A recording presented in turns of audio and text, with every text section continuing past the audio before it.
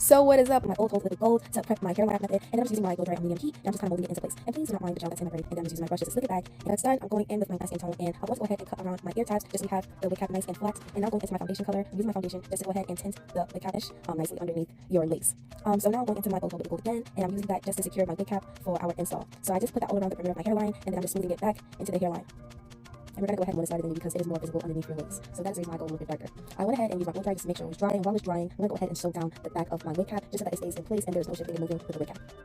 And then I just simply knotted it at the end and then cut off the excess thread. Now I'm cutting our wig cap. I'm using these scissors and I'm cutting in the middle of the wig cap. I like to do this and work from side to side just so that the wig cap doesn't loosen up or move or anything. So right now what I'm doing is I'm just gently lifting up the wig cap until where the gel stops, and I'm just going to go ahead and cut across where the gel is at. Just so we have a nice and seamless cut.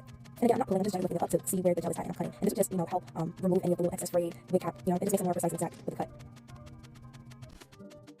And overall, this is how your wig cap method should look like. And on to the next step. I already have my hair curled. If you want to see how I curl and layer my hair, I will leave the video down below. And if it comes to tinting the lace afterwards, I like to spray some Gossipy free spray on the hairline just so that the oil doesn't transfer onto the glue. So I'm going to go ahead and spray the wig, and I'm measuring it, and I'm just going to taut to where the head fits, and I'm going to go ahead and cut out my ear tabs. Now, because I'm going to go ahead, guys, I don't have much to cut, but on the other side, I did have a little bit more to cut, so I'm just using my rat tail comb and I'm carving around where my ear is, and then I'm going to cut around where my ear is at.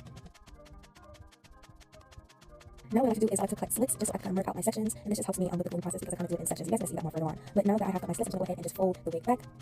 And then I'm using my 90% alcohol, and then I put a towel just to wipe off any of the residue I have on my forehead. And this is very imperative, you guys. You want to make sure that you do this because if you do not have your oils or dirt on your forehead removed, your hair will not lay, guys. The lace will not lay. So make sure that you're cleaning it with 90% alcohol. Now the lace system I will be using is Hold Me Down lace system. I'm using the skin guard across my forehead first. This serves as a primer for all my sensitive skin gals, and overall this helps the adhesive last longer. Now I'm here and it's nice and flat, so it meshes with my stay. So like I said, I'm just going in. You want to make sure that your width of the glue is about that lace will sit. And this is where a lot of people mess up at because people stand there and just apply it. You have about an inch of width and Hold Me Down adhesive, whether it's the original formula.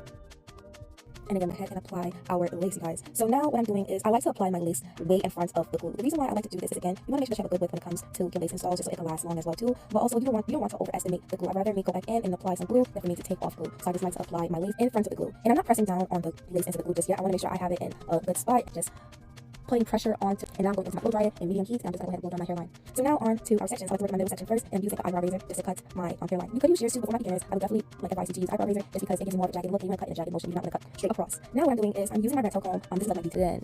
The rat tail comb just helps you get into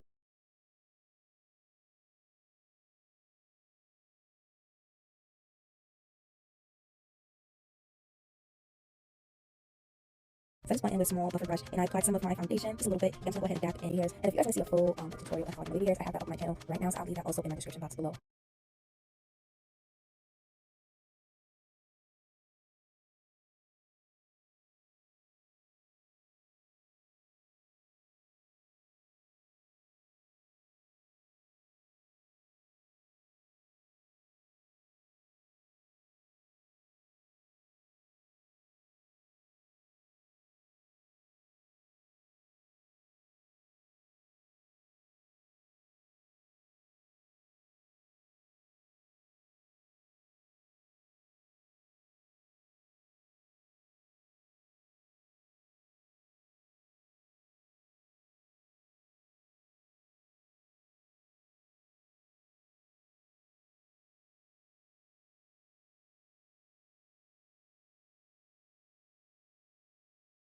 Description box below, I have a label that's the baby hair tutorial, okay? But yeah, I'm just going to go ahead and just swoop my baby hairs in, and I'm just going to do that all alongside of the hairline. Overall, I'm going to use, or not use, but I'm going to do, I believe it's 7 baby hairs. So it's 1 in the middle and then 3 on the side.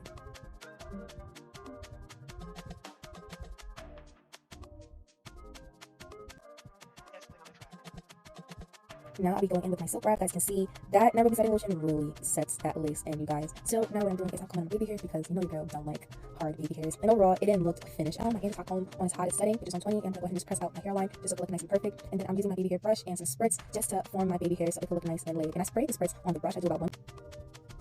And overall, these are the finished results. I went ahead and get the makeup off camera and stuff. And my hair was ready to sell, as I seen before. If you want to see how I achieve those layers and the curls, go ahead and check that link down below. I hope you guys enjoyed this video. Like, comment, and subscribe to my channel if you have not. And